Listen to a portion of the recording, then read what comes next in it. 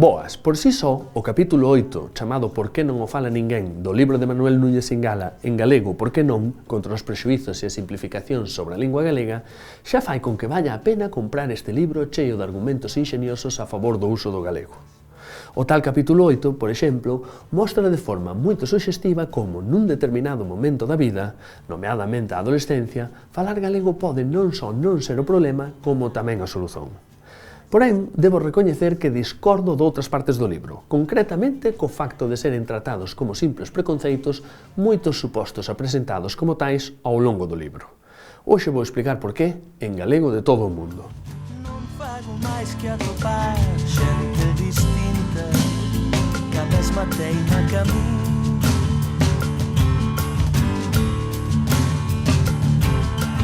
Non fago máis que ouvir outras voces que son a mesma voz.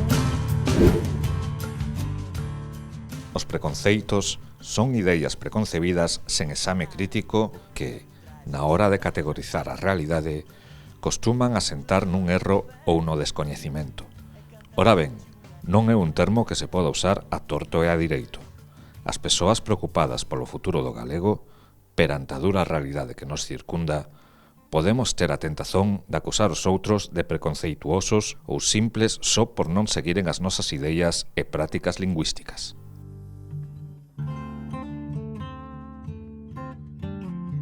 Para un asunto tan universal como as linguas, que todos e todas utilizamos, acumulando moitísimas experiencias ao longo das nosas vidas, é un absurdo pensar que há persoas con máis luces do que outras.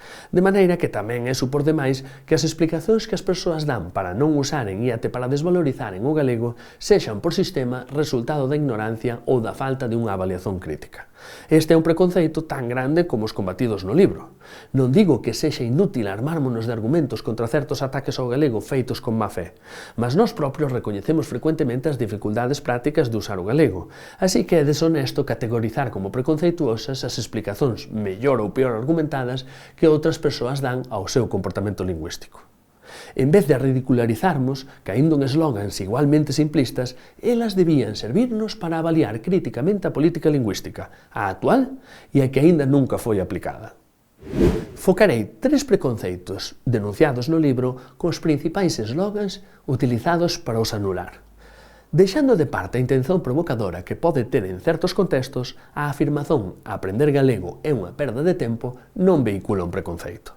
Da mesma maneira que nós, amantes das linguas minoritarias, ponderaríamos se vale a pena ou é unha perda de tempo, por exemplo, aprender bretón ou occitano en vez de francés se fósemos viver para Brest ou Toulouse, é lóxico que outras persoas ponderen se vale a pena investir na aprendizaxe ou no ensino do galego, porque, da mesma maneira que o bretón ou o occitano, o galego tamén se tornou prescindível na súa propia sociedade, a non ser para relacionarse con sectores moi politizados da mesma. Abafado por unha lingua, o español, na cual a práctica totalidade dos galegos, galego falantes ou non, senten máis seguranza nos diferentes rexistros da vida moderna. Obviamente, sería diferente se o galego levado ao ensino estivese preparado para comunicar coa lusofonía, quer dicer, para comunicar con un mundo en que non basta o español. Aí é que moitas persoas poderían pasar a velo como unha oportunidade, mas como sabedes, o galego aínda non comezou a andar ese camiño. Por outro lado, a presentar como principio xeral que os nenos das comunidades bilingües do Estado teñen unha vantaxe na aprendizaxe das novas linguas é, con todo o respeito, un insulto á intelixencia de moitas persoas que, obviamente, se desexan que as súas crianzas aprendan outras linguas, van expolas directamente a esas outras linguas, principalmente nos primeiros anos de vida. Ademais, con cual delas obterían esta vantaxe? Coa vasca? Estruturalmente afastadísima do castellano? Ou coa galega, cando moitos dos galegos que se ouven hoxe en día na rúa non representan unha diferenza maior con o castellano que moitas diferenzas de rexistro existentes noutras linguas?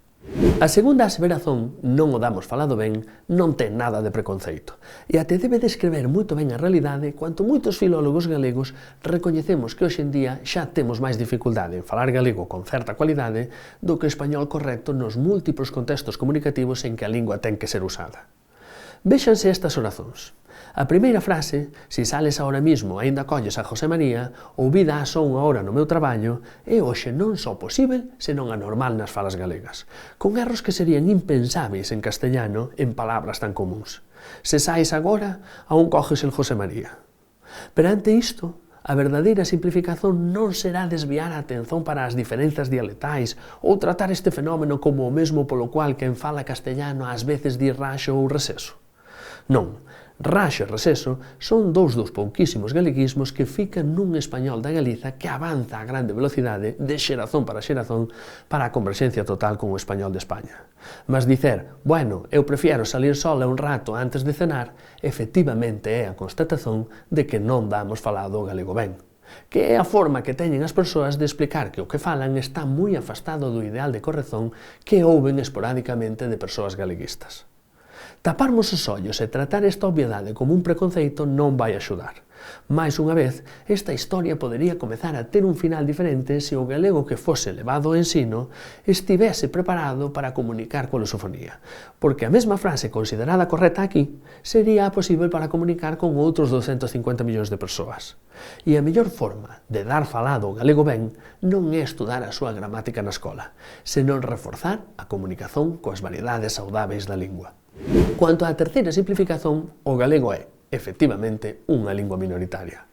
Mas se mantén ese estatuto é por unha decisión principalmente política sobre a cual a sociedade aínda non foi consultada, cando unido ao portugués podía estar entre as 6 máis faladas do mundo. E iso ten consecuencias, en xeral negativas, e identificalas non ten nada de simplificador. Singala recorre ao argumento de que non é posible encontrarse con todas as persoas que o falan ao longo da nosa vida. E ese contrapreconceito podía enganar alguén há moitos anos, cando se ouvía «Para que queres ir á escola? Para falar coas vacas?» Quer dizer, cando algunhas persoas mantiñan comunicacións exclusivamente orais en ámbitos xeográficos moito limitados. Mas hoxe xa non é así. E en moitos actos de fala escrita que realizamos diariamente interagimos con moitas máis persoas das que contactamos directamente e até facilmente conseguimos a audiencia fora do noso país. Reivindicando a súa consideración de minoritaria, o autor presenta como lei universal que todas as linguas tenden á fragmentación, mas iso, a non ser que partamos de ideas preconcebidas, non é o que vemos ao noso redor. Basta ver o caso das 3 linguas que máis se expandiran desde o século XVI. Onde está a fragmentación de inglés, español e portugués a pesar de seren as linguas principais de 88 estados? Claro que podemos distinguir as persoas segundo o estado de que sexan e há rexistros etarios, de clase, etc., que van diverxir, porque os procesos de mudanza, eses sí que son inherentes ás linguas. Mas, no xeral, os xoves de todos eses estados dominan un padrón máis parecido do que os seus avós.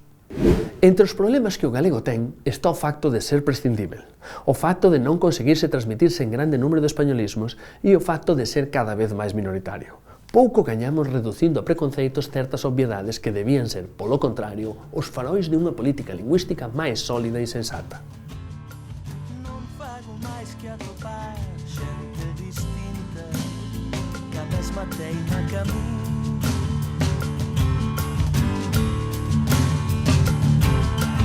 Non fago máis que ouvir outra